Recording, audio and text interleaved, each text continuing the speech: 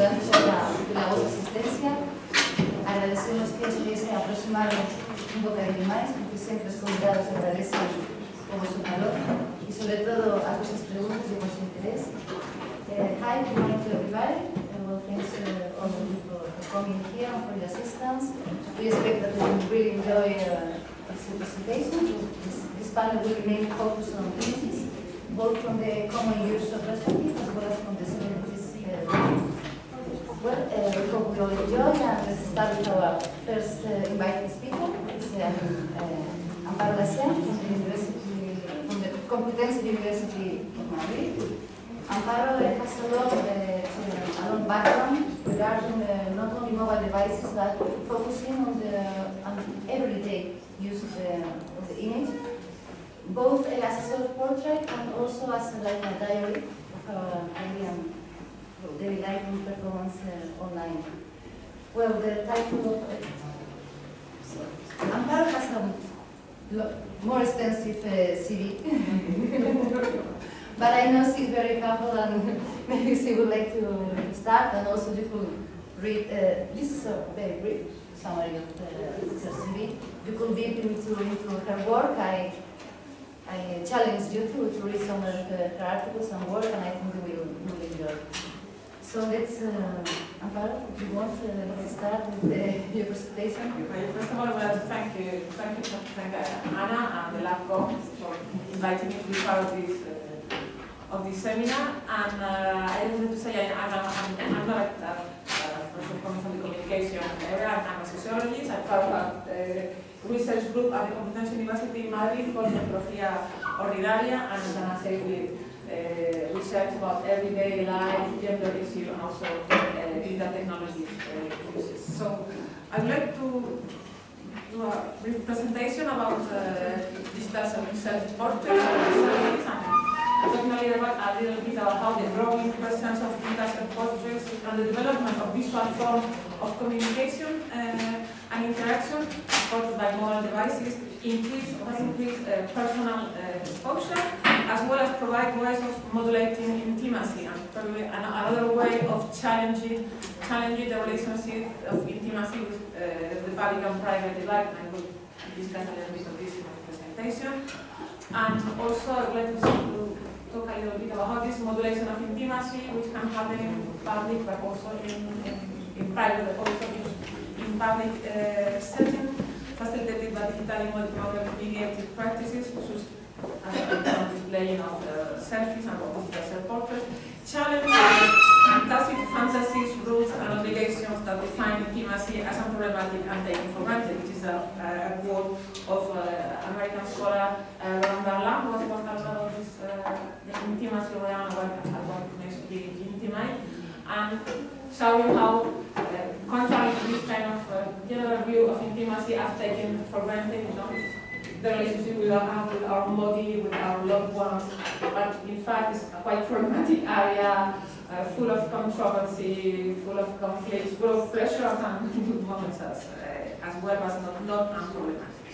And for the empirical basis of my discussion, of my presentation, is field work carried out in Madrid with adults, or people in their 20s and 30s. It was the first wave of field work carried out in 2011 with workshops, digital ethnography, interviews, and we are now doing field work again around certain workshops and digital ethnography with people who use selfies of self-portraits in their everyday life, but also maybe for the professional reasons.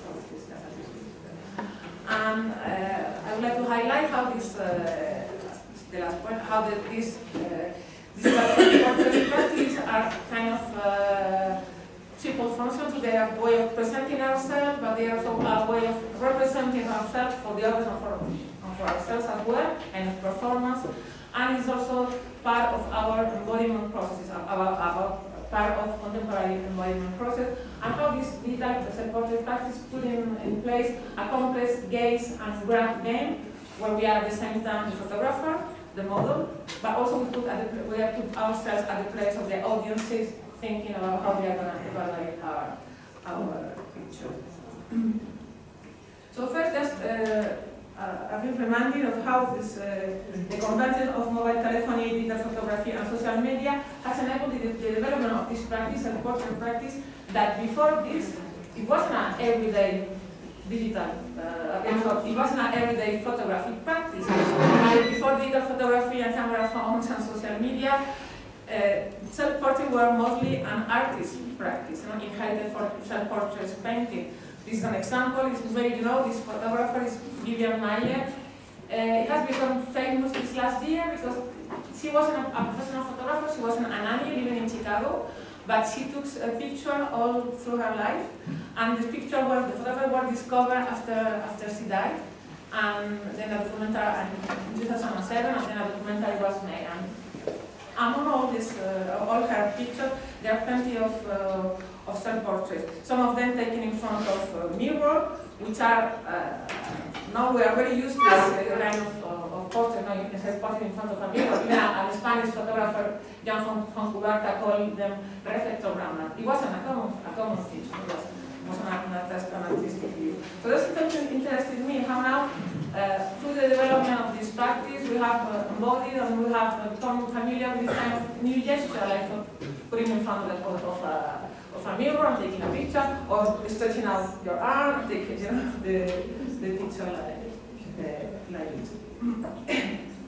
So digital self-portrait can be considered a form of remediation. I like this concept of Walter Atrusian. So they mediate practice and exchange that were mediated before, and also they resume with practices, but not in the same place. I mean, before it was a minority artistic practice, and now it's more evident and general practice. It also resonates with other practices from the past. For instance, this kind of very interesting thing I found in an exhibition in Madrid a few years ago.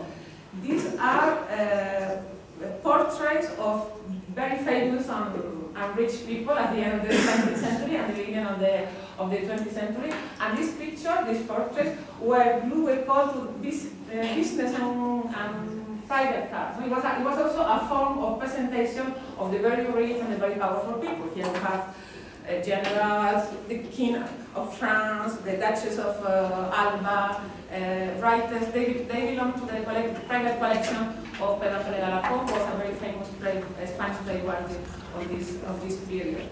And so it was, as I said before, it was a way of presenting themselves for the elites who could afford them. And the funny thing is that at that time, people started being very interested in the development of physiognomy and this idea that your personal feature and your physical appearance would tell things about your personality and your character. And it was a kind of society game as well, like check the picture and say, I'm trying to imagine the personality. Maybe that's the reason that the most powerful people in this selection is the King of France and the Duchess of Alba. They are posing backward, by hiding a little bit their faces, in order maybe to avoid this kind of society game of guessing your personality through your feature. So we see that they can resonate with these practices. In some cases, contemporary digital self-portraits continue and remediate other practices like art and feminist practices that vindicated the potentiality, energy, and liberation in the contemplation, performance, voluntary and defiant exhibition of your own body, what Finnish scholar Riliko Skela called empowering exhibitionism, for instance. No? I won't focus here in this image, but we could see this resonance. It doesn't mean that people doing digital self-portrait nowadays are conscious about this resonance, no? But this means re-emerge in contemporary practices. No? It's also important to say that these practices are connected in different spaces and interactions, answering to different desires, pressure, obligations, and conflicts. And that's one of the reasons of this modulation of intimacy we talked about earlier. So first, I will try to discuss some aspects of digital self-portrait practice. I will become mad with my glasses. I can see what I can. So I can read with that. So, and I would like to show how these practices are part of what we can call a kind of choreographical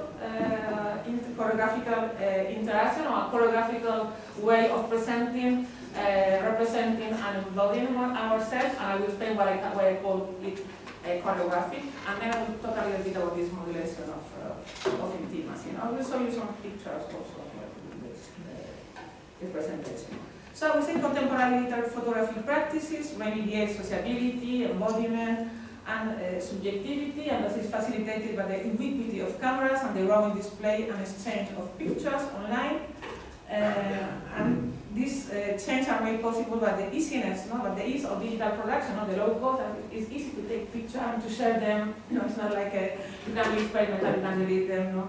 You can play with it with a device that is always with you. Yesterday we were talking about this thing about are you losing the time of doing nothing? And probably one of the things people do when they have nothing to do is playing with their camera and taking pictures. And that's not new. I mean, the word selfie is quite recent, but people taking digital self-portraits or people playing around with their cameras, I have seen that since the camera phones. I've been doing research about mobile telephony since 2001, and since I think it was 2004 or 5 when people start having camera phones, and we did the first research about this. We could find all these kind of people taking pictures of their feet or in front of a mirror. So it's something that started then as well.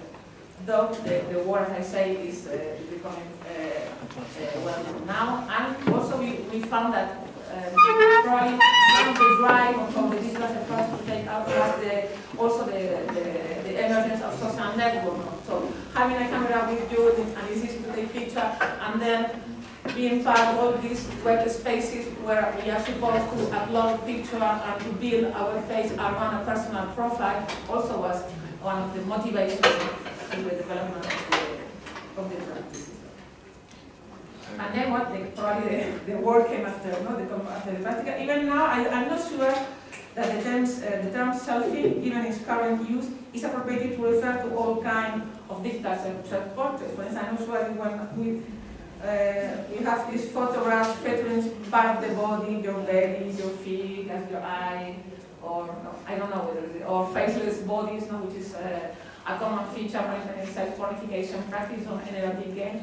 I'm not sure whether we will call them selfies or not, but they are all digital self-portraits, portraits of ourselves, or we take ourselves. So, as I said, this growing practices also is quite heterogeneous. I mean, the uses of selfies are multiple as well. You can use it for personal presentation and visual communication with your loved ones, with your friends, with your acquaintances, with your family, or with your family or strangers. They are used for flirting, for seduction practices, or what we have called self-pornification practice, how I portray myself as sexy to other people, but they are also part of professional presentation and professional self-promotion, and they can also be part of this growing phenomenon now of political protest and political campaigns. So yeah, heterogeneous uses. So I said this practice involves three different and interrelated aspects: presentation, representation, and embodiment. So there are forms of online presentation, that's clear, we all know, in front of a mixed audience of strangers, acquaintances, and friends. They are also gendered, personal, and public representations of performance of the self, for oneself and for the others, with different degrees of authenticity and sometimes called playful staging, depending on the usage, depending on the artist. This idea of playful staging reminded me of one girl we interviewed, and she told me that from time to they have a section, she has a section in her Facebook page called Histories of La Casita, the stories of the small house. I think that she shared a flat in Madrid with a friend, and she sometimes from time to time when we're bored and we have nothing to do, we put on these guys, we put makeup and clothes that we don't usually use, wigs, and you make a kind of fun and take pictures of us, and we upload it to Facebook just to entertain and use our face. So this is not something quite usual also for certain people. And at the same time, as I say, they also contribute to embodiment process to what I have called a double inscription of bodies, online and offline. So our bodies are somehow inscribed in our skins and in the light through our picture. But we also, through the learning process of the practices, our bodies are also inscribed with, as I say, new gestures, new capability, new skills. So we learn to do things, we learn to pose. No?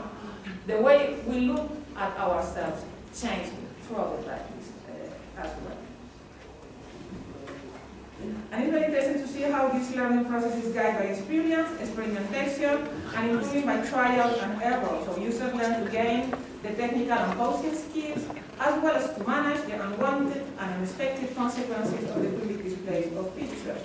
This learning process involves the reenactment and the observation of the images on display, of the images of the media, of the cultural production, and also, more important, the images of the other people.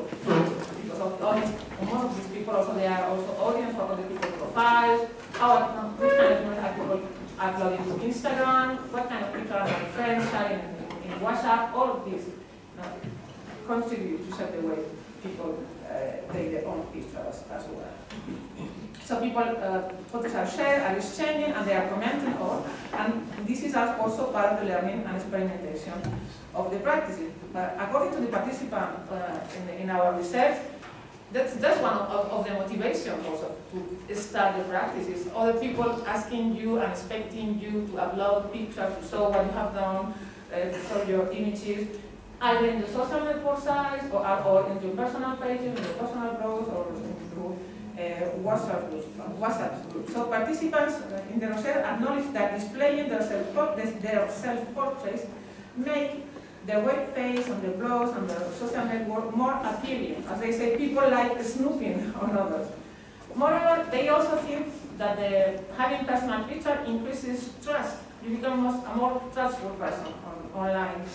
As one of the other participants say, before you could have, in the old time, you could have your blog with your picture. Now, even if it's a professional job, if you don't show your picture, there's something wrong with you, something going on. So it's like this obligation to be trusted to display and show your image. Of course, in online dating sites or another kind of, and in this kind of web space, it is even more important to display your image. And they also realize, they say that uploading a self-portrait raises substantially the number of visits compared to other kind of photographers. People, for instance, using Flickr, they say, if I put up a digital self-portrait, there are more visits. Or if I upload a digital selfie in my Facebook, there are more interest going on. And even people, we have also interviewed people who work in fashion, the small business, fashion, or they are starting their artist or the actress career, and they also say that, and they have discovered that when they picture themselves, for instance, wearing their own design, they are much more interested in their Instagram or in the website. I have a quotation of one the participant in one of the workshops, Lucas, an architect and a fashion designer. He's 29, he says, "It's just what happened to us. We started our brand and just upload photos of the designs and clothes. One day we upload a selfie of us, there are two guys, and the difference was awesome. And now we use them as a brand image, so they always portray their own designs. He said, we don't know if this is hate or fandom, but it was." So this idea of uploading selfie because there are social expectations about them, about personal visibility. As I said before, of course, these expectations are fostered by the architecture of more popular websites nowadays, who are built around personal profile and illustrated with personal features. That's the reason I say that this is a choreographic performance, because self-portrait practices are highly relational and highly interactive, involving mutual attunement and resonance, and sometimes even sequence of dialogical call and response. No? We have dialogue. I send you a picture, you send me your picture, and this is the reason I call it choreography. And even though it's not just an exchange in real time, what you can see is this interactive and the attunement with other people throughout the digital self-portrait practices. And I call it choreographic as well, because as in the case of dancing, if we don't follow the right moves, we risk of stepping on other people's toes, and or pushing the other way, and then suffer from embarrassment or suffer from social punishment. So the notion of choreography, instead of just talking about performance, highlights this idea that there is a score behind, there is a kind of script behind, there is a set of, you can say there is a set of conventions. In this case, it's a set of conventions about what is appropriate regarding how to pose, how to take the snapshots, how to use the filters, what to post and where. And these conventions are collectively enacted and sustained in the practices. And also these practices change over time. So the convention also changes over time. So the script is not fixed forever. And this changes according to the variation of the particular self-portrait performance. One example, this particular set of conventions set also the threshold for embarrassment. What is appropriate and what is not, that means one can be embarrassed and one can, I cannot not. This embarrassment is a highly sociological self-feeling, because it's something we feel when you don't, I'm not sure that we are doing the things appropriately. That we are not sure that we are acting like people expect that we are. We are not sure of behaving in public according to the expected social norms. Embarrassment can be defined as the affective cause of not following the script of normative experience, and it changes as the script moves on. The experience when we are living undesirable intimate situations when we are visible but not ready to be visible. According to the participants in the research, the risk of embarrassment haunts the practice, haunts this digital exposure as well. It's a risk that is there. And it's a risk that affects differently women and men, as the risk of being exposed not in an appropriate way is different for both. For instance, because men don't have the risk of slut shaming. Okay. How can you say that? I mean, I don't know if it's a expressive slut shaming. I mean, we all know what happened with a picture, for instance, a self-pornification picture, a nude picture that you have sent to your boyfriend, get publicly exposed, no? And then you can have all these insults or public exposure, or this shaming of you. No? And this is something that is a risk for women, and it doesn't seem it's a real risk for men. But there are other risks for men. For instance, the risk could be that you are not, men have to put up with the suspicion that being on display, posing and playing with their physical appearance is not what real men do. That probably is one of the reasons that in our research, most men keep their online dating site activities very secretive, and they don't show this picture to their friends. They don't take this picture with friends. Or in some cases, I mean, I remember one. Probably, maybe that's maybe it will be changed as well, but by the moment, I mean, and we have seen, for instance, men that suddenly delete all the pictures in the online dating site in the Baidu. I asked this guy, why you have done that? He said, oh, because my friends, was a 29-year-old guy, bodybuilder, full of tattoos, plenty of nice pictures, and from one day to another, the pictures were gone, because his friend had discovered the page and started making fun of him, and he feel ashamed. As I said, this concept can be a source of embarrassment, not the same kind of embarrassment it seems for men and for women, which is understandable. But as I say, as they move on, as the practice becomes more common and more extended, the embarrassment threshold also moves. And managing this complexity is one of the aspects of the selfish learning processes, which is characterized by this experience of the shift in environment, of the shift in embarrassment. It's very common in the interviews that people say to you, I never imagined I could do this. Either for the people portraying their clothes in the web page, or for the people exchanging naked pictures. No? And say, I couldn't imagine, but now I do. I feel comfortable doing it. And also this another sentence that keeps going on is like, well, as everybody does it now, it doesn't matter anymore, which is of course one of the conditions of embarrassment. If everybody does it, okay, if the other people does, but it's not embarrassment. So, as we see, the meaning of digital self-portraits, photograph and practice is highly framed and contextualized. It depends, as I say, and which web page, which people are doing this, in which interaction context you are doing that. And it's also an aspect of what I call the shared agency between people and technology.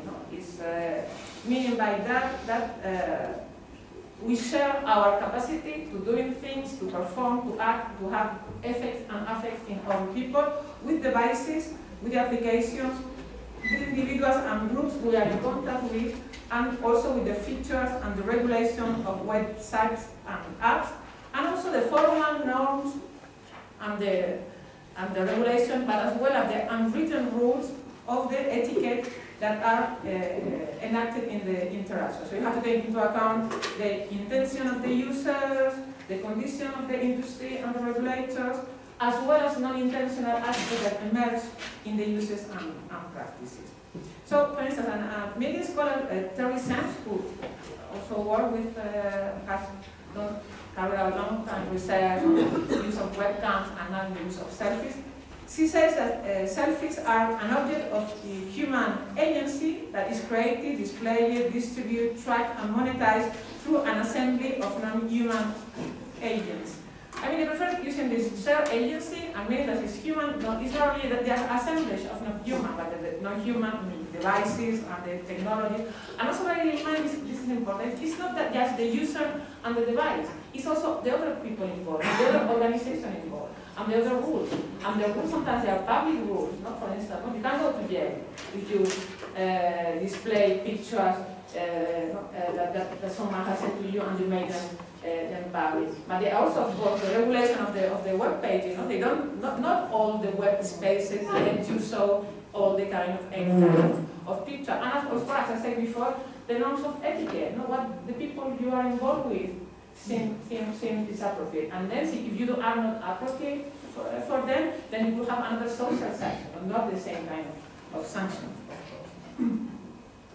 So by using this term, I stress the importance of the articulation of both people's gestures, intentions, desires, and meaning, and what technologies afford and prevent in order to produce the practice and its multiple senses. I want to talk about now a little bit about this thing I said before about the idea of the double inscription of bodies. As I said, digital self-portraits take part in contemporary embodiment processes through the way we shape and perceive ourselves and in the way we relate to our bodies. As in digital self-portraits, I say, the bodies experience a double inscription.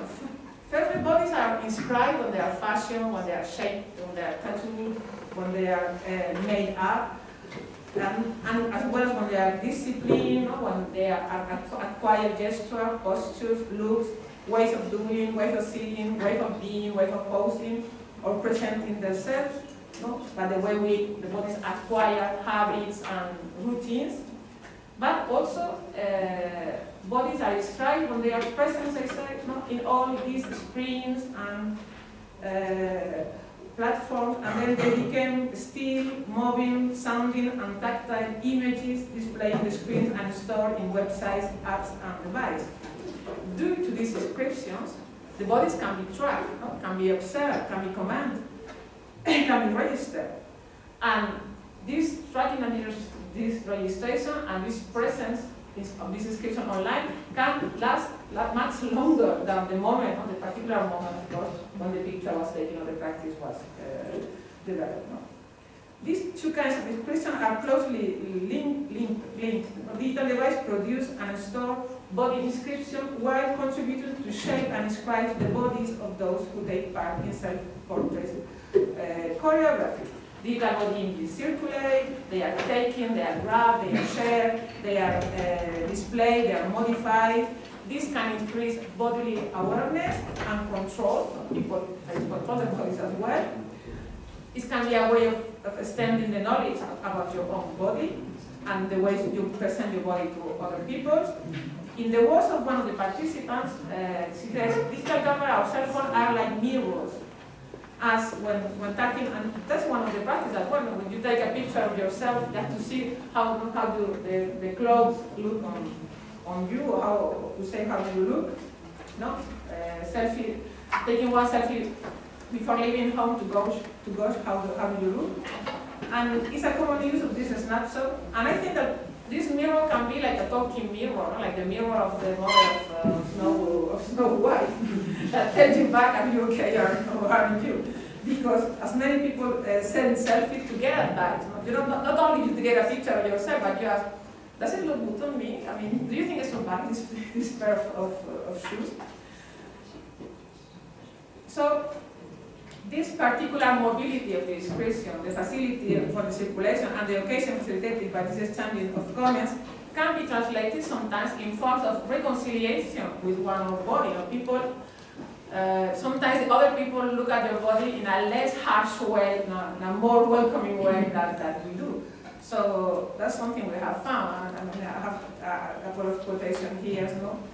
That in this case, not people. This guy saying that you know, it's a way, when you start taking photos, is a way of getting self-esteem as well, to accept yourself. I think that people's self-esteem works better in picture than in the mirror, because in front of the mirror, if you got a bad day, it's going to be like that all day. But in a picture, if you look good, and then you come out discussing about this people who say that you are good. Well, in this case, I chose this quotation comes from a man, but I have to say that in our research, that this reconciliation with the body is more frequently found in women than in men. I don't know, maybe because we have a harder look to ourselves than, and then we find, I mean, we can find a more nicer or welcoming or kind look in other people. But of course, I think it can reconcile you with your body, but also it can stress the anxieties about your body appearance as well. No? This is the second quotation, no? About the worries and the stress. Is another, it's a young woman who took part in our workshop. She's a teacher. And she said, as a teacher and in my family, being in contact with young girls, I'm very aware of the harm in girls' mind caused by very retouched selfies with body retouches. They have complex, the girls, and think that these are unattainable models of beauty. I took a series of selfies of my face and shoulders, because I don't like to full body picture, with the idea everyone can be a model. We can stroke a fantastic pose, a perfect smile, a little bit of makeup, and of course no Photoshop, a nice light, and you look beautiful, without having to retouch.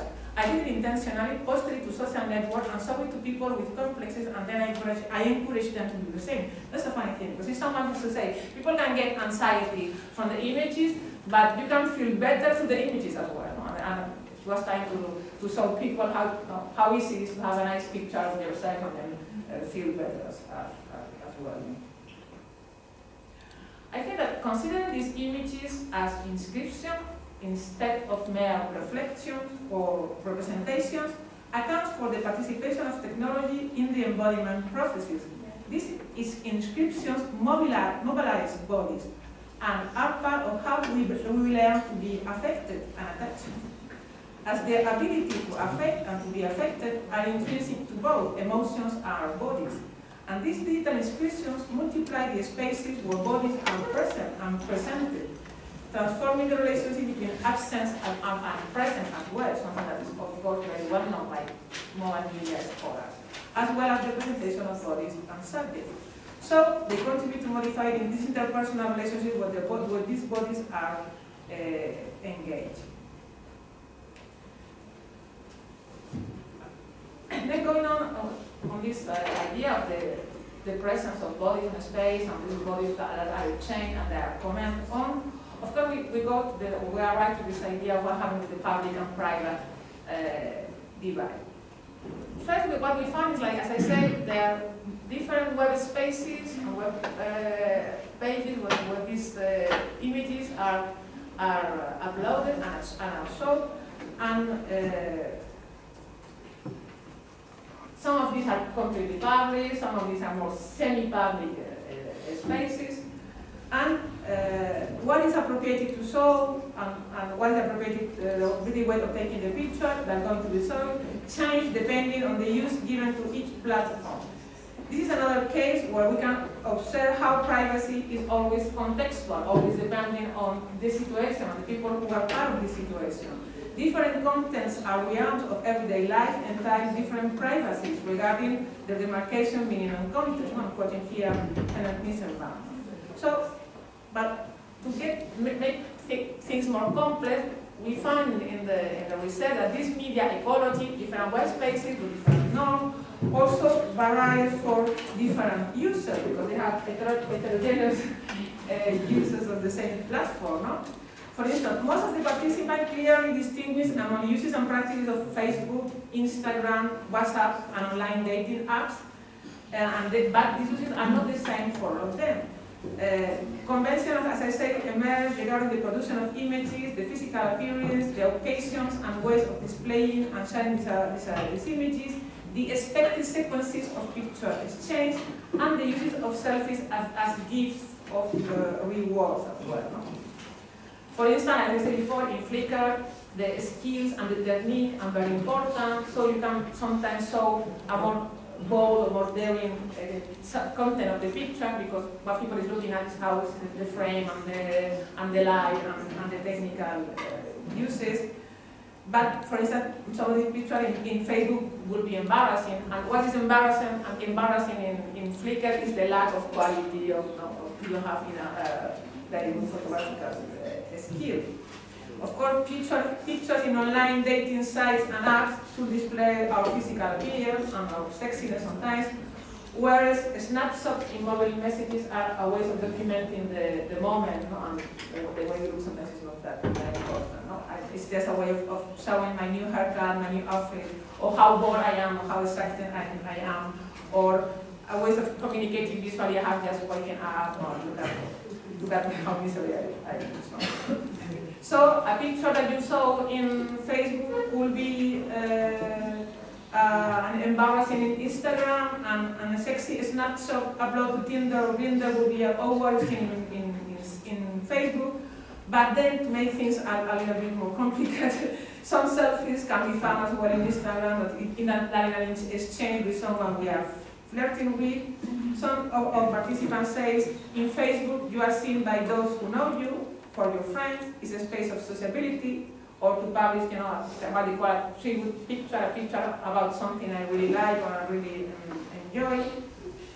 But for many others, it's not just a space shared with friends, but something similar to, as they say, the village square. So you don't show anything here that you wouldn't show in the village square with anyone can see. Some of the participants, I say, relate this practice to their profession, fashion, freelance journalism, film industry, so that they make a clear separation between Instagram, the place where you create and sustain your brand images, and Facebook or WhatsApp, where you are in contact with your friends and loved ones. No? This first quotation for Elisa, blogger and community manager for fashion brands, say, no, I differentiate between social networks a little bit. Instagram is the image I present, will it be real or not? Or more or less edited image of my real life. Facebook is more personal for bodies, it's more spontaneous. In Instagram, I take more care what I post and I don't. It's not that I've got so many followers, but it's also a platform for my work, and I try to take care to the maximum. It's your gallery, and it's going to stay forever. Though it's not true, because you can delete it. But for a second, someone has been able to see it, and then you think twice. So one thing is something intimate with your friend, and another one you are presenting something to the whole society. So to say, so it's not the whole society either. No? And you have also this, as I said, you can see here these differences of the different web spaces. Though I say this is maybe not everybody differentiates web spaces, but not the same meaning for all of them. No? And I have also to see this diversity, use this second quotation, no? Because as Elisa said in the quotation, this is a representation of the self, and it's a careful articulation between authenticity and staging. And as privacy and authenticity also can have several meanings. I mean, it can be displaying what you are or some contextually relevant aspect of what you are related to the picture displaying. Figuring how you are authentically professional or sexy or amusing your friends or saying what you are doing. And then I saw this quotation from Maria, the teacher. I really use the photos to exhibit. It sounds awful, not only to exhibit yourself physically, but somehow what you are. I think that you can be as you are in a photo, to reflect. Usually I'm very serious in my picture because I'm not laughing when I'm on my own at home. I like this contextuality. I show what I am when I'm at home. In the picture, I feature as I feel in that moment. I use them for that, or a mood, or an attitude, or even a nature. There's another interesting thing about this complex presentation and showing who you are, or how do you modulate also maybe your authenticity. And when we think about privacy and public, regarding to selfies, we very often think about this exposure online. But I found also another interesting aspect of this in the research is like regarding the practice of taking the picture itself. And you can take your picture in your private or domestic setting. We are quite used to that, with the picture in your bed, with the picture in front of your bathroom mirror. But also you can take selfies in public spaces. And you have also, and in this case, you have to manage the image you're giving of yourself to people you're surrounded. It's something we are mobile media researchers are very used to that, and how the use of mobile media also introduce different behaviors in public places and how people have to manage this. And we found, and we in our first workshop now, we are taking selfies. We receive the people in an art center, and before starting the conversation, we ask them to take selfies. But we found that some of them say, no, I can't. I'm too embarrassed. I cannot take a selfie in front of other people. No? Adela is marketing. Taking a selfie in front of everybody, I can't. I die of shame. So, this Adela, she uploads a lot of images. She has a lot of followers on Instagram and in Facebook. She uploads a lot of images of herself. She's not ashamed or embarrassed of that. But she's embarrassed of taking a self-portrait in front of other people. It seems is awkward. And what's interesting in here, so it's like, so when people have to manage this articulation between online and face-to-face situation regarding for work and the management of one expression, is how the kind of selfie they are taking seems to be crucial to decide whether it's embarrassing or not to do that in public. And this is a similar public behavior, taking a selfie when being alone in the presence of strangers. But it can be appropriate if it's a purposeful photograph sent to friends to communicate that I'm here and where I am. But is it just to take a snapshot and to post it to Instagram because I don't have better to do? That then it is embarrassing. I think I have some protection here about that. So I've taken a selfie walking on the street, being on my own, and there were people around. But this selfie was to warn friends that hey, I'm coming, so it's okay. Yes, but you feel a little bit stupid, wondering, are they looking at me? Do I seem stupid? I've done it as well. You got an excuse if that is to send it by WhatsApp. But if you're going to take a picture to post it to Instagram and you are on your own, I feel ridiculous. It's strange because you are doing the same movement, but it is this social convention for your bodies. I do a moral difference. If you call me and I say, I'm here, I don't care how the picture is, and maybe I'm not even going to take a second one. I just send it without even thinking if someone has seen it or not. But I can assure you that if I'm sitting in the square board and think of taking a selfie, I do think about people around. It's different. No, it's this idea of it's different, it's something. And then you have this last quotation, like, if someone writes to you, hey, what's up? And you have just woken up and sending a picture of you in bed, absolutely wasted, look where I am, in misery, this picture will never come to light. Or your mother sends a message and you are at the hairdresser. It's different. It's not to be published. It's part of talking more than picture taking. This idea of, if I'm going to upload it to Instagram, it's a selfie, it's preparation. I have to take a lot of pictures. I have to carefully choose that. And then it can be embarrassed to do that in public. I have to be really concentrated. But it's just a picture to say, hey, I'm here, I wake up. That's not a real picture. That's not, I mean, I'm sharing it, but it's not. It's just part of the conversation. So, of course, yeah, so of course, the public and private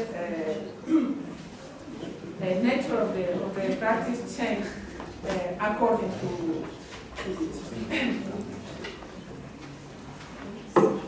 So I'm going just closing going to the modulation of intimacy. So as I said, that can be also more complicated, but sometimes also selfies involved in a conversation can be a performance, of course, of self-presentation, but in a particular narrative that can require a great deal of preparation and selection, and for instance, used in flirting of seduction. But I mean, the degree of preparation, the kind of exchange where the selfies are involved are critical to decide how do you consider this picture, or even if you consider this picture at all. So as I said, there are diverse forms of considering privacy on the public sphere, but these different forms share two fundamental kinds of opposing imagery. First, you think that private is personal, public is collective, and second, private is what is hidden, what is withdrawn, what is secret, and public is what is open, what is revealed, what is accessible, what is exposed. Now, selfies or self-portrait practices blur the divide between public and private, and they are related to these two kinds of imagery. And in this online exchange and mobile media practices, a modulation of intimacy occurs regarding these times, the time where we share and the time where we are accessible and the time we are in related with our loved one, the spaces where we can call intimate spaces, the situation, the domain, and the public involved. I think that this practice, for instance, when they are developing social media, can be another aspect of what Verlaine called intimate public spheres, where intimate discussions, intimate relations, intimate topics foster public discussion, public exchange, and within the public sphere. This is not something that is created by social media. This intimate public sphere existed before. I think Laurent Verlaine talked about that regarding how intimate topics about public figures and public persons foster public discussions, like domestic life of politicians, for instance. But even you can go even farther in time. I'm thinking about the public sphere. Habermas talk about reading, or reading novels, or how reading novels, how reading newspapers connect you to other people and create this public consciousness. And these activities can be made, or were made actually, on your own and in your domestic setting as well. So this link between intimacy and participation is not, as I say, is not new. But of course, it has been also developed this kind of mobile intimacy. Laurent Verlaine said that intimacy emerged from mobile processes of attachment, and what can be called mobile intimacy when the geographic and the physical space is overlaid with an electronic positional rational presence, which is emotional and social. Self-purification practices are one example of this. I mean, I don't have the time to go much into this, but we can ask him, so regarding one only example, regarding these categories of friends, loved one, acquaintances, and strangers, how do we call? How do we consider those online contacts who have never met face to face, but have seen, listened to, and comment on multiple aspects of our life? How to categorize those who receive or request for help or advice, and to whom we tell our sorrows and troubles? Or those with whom we chat about our hobbies and interests? And what sort of intimate strangers are those who take part in erotic playfulness or unexpected conversation in video chat, on identity sites, or hookups apps? So you have these pictures that are taken in domestic settings, in my bedroom, in my apartment, that are exposed online. This is a shared intimacy with a particular audience, though not necessarily the general public. And of course, here there are also strategies for controlling these images. There are people have also ways of dealing with that and trying to keep a little bit of control or trying to modulate the accessibility as well, no? New ways of managing this public intimacy, no? And it can also elicit some disquiet sometimes, no? As the person in the first quotation. So they have this common experience of tensions due to the unwanted consequences of their willingness and having to share digital self-posters, no? And it's not only the sexual thing, as I put here, the nakedness, but also how some everyday life strategies became more difficult to sustain. For instance, when this small lie, no? A friend called you and told you, you want to go out with me tonight? And with my friends, oh no, I'm staying at home because I'm feeling tired. And then you go out with other friends, and then you make pictures, and then you take selfies, and then you upload it to your Facebook and say, oh my God, what have we done? No, this kind of thing, and then, but this is also as well, no? How to keep with this sport. And one of the personal interviews say, oh yes, you want to create your personal brand, and at the end you make a mess, no? Because it's hard oftentimes to control or to manage, no? As I say, different issues ask for different measures to be taken, and of course, this way of managing this exposure also relate to what are the characteristics and the feature of the web page, of the websites where you are uploading your picture. I finished with it because I cannot go further. I was thinking, for instance, one of the last changes in Reddit, you know, this big web forum, and now they are trying to put up a mechanism to be sure that the people who post on show naked images are the people who are pictured in the images. I mean, it's not an easy way to do it, but it's a way to try to help that self-modification, for instance, doesn't become involuntary porn or revenge porn. So, I'm just going to the summary here. We have, so what were the points I would like to remind? This idea of self-portrait practice being as a choreography involving people and devices, and their applications, and the groups we are in contact with, and the regulation of the website and the apps as well. And being in mind that there's not only intentionality that defines the practice, but also non-intentional things that emerge in the development of the practice as well. But this is an ongoing and collective learning processes, knowing how to be a photographer, a model, and also an audience. And one of the consequences of the aspect involved in this is this moving threshold of embarrassment. That is not only a way of presenting or representing yourself, but it's a way also of making a your corporeality. And this idea that the contextual privacy, not only the gesture and the self-portrait is not so much the selfies, but the condition of how it's taken is determined by the sport and publicity, and they are key to define and differentiate them. And then, well, this idea of how these practices are also part of this modulation of intimacy and the way we share and we build our intimate relationship and our relationship with our body and with loved ones on a public or semi-public space. And I would like to finish with this intimacy paradox, which is something we, with my colleague Elena Casado, formulate for in another kind of research about mobile media practices in couples. Is this idea of how in Western society, first we have built this idea of autonomous subjects. It was coming out yesterday as well in the panel. No? We have this idea of the autonomous subject who controls his and her life, and he controls her private life, and we have also this model of privacy took from private property. No? I control and own my property, and I own my own body, I own my relationship, I own my information, and this is the autonomous subject. But on the other side, you have the condition for intimacy, and the condition for intimacy are sharing, transparency, accessibility. So, in order to gain personal respect, I need to be non-accessible, no? And non-transparent. But in order to build effective relationship and an intimate relationship with my loved one, I have to be accessible. I have to be transparent.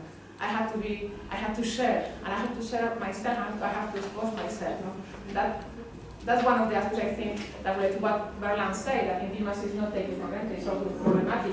And sometimes in this mobile media practices with all the visibility and the description, this intimacy paradox can be viewed more clearly and can be suffered. Thank you very much, Amparo, for your input.